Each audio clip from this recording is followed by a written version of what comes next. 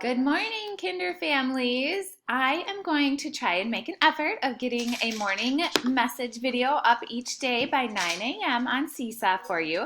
And I'll just kind of briefly outline what the kids are learning about today. And then I will also follow my morning message with a fun Flipgrid for the kids, kind of as a daily check-in. Again, it's optional, but feel free to check it out. Super easy, and the kids love seeing each other. So today is Tuesday, March 31st. In math today, the kids are going to work on counting backward from 20, continuing to practice comparing numbers using symbols, and also playing cards, but this time trying to use 2 cards and adding them up, or dominoes, or the activity cards that were supplied yesterday. And then also, if your child hasn't taken their placement test in the Happy Numbers app, feel free to work on that today as well. All of the kids who have done that can hop in there anytime and work on the skills. Every time they close out, it will save and they'll pick up where they left off.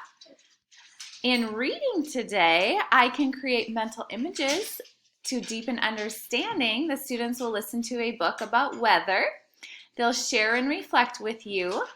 There is also a phonics lesson for today, and if the students want to go into Rivet or Epic or Raz Kids to practice some fluency, they are welcome to do that.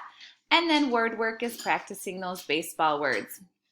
There is a journal entry today about what would you imagine if you found something at the end of a rainbow. Draw a picture, write your sentences, post or video to Seesaw. I loved seeing the rainy day journal entries yesterday. And then for fun, if you're up for it, there's a fun video on how to make a rainbow with Skittles. And if you get a chance to do that, maybe not today, another day, definitely post that on Seesaw so I can see that. So that's what today kind of looks like. There will also be a couple Seesaw activities. Again, for now, they're optional. Just kind of get the kids used to doing them on Chromebooks and iPads. And we'll see how that goes. Again, I'm here for you all day.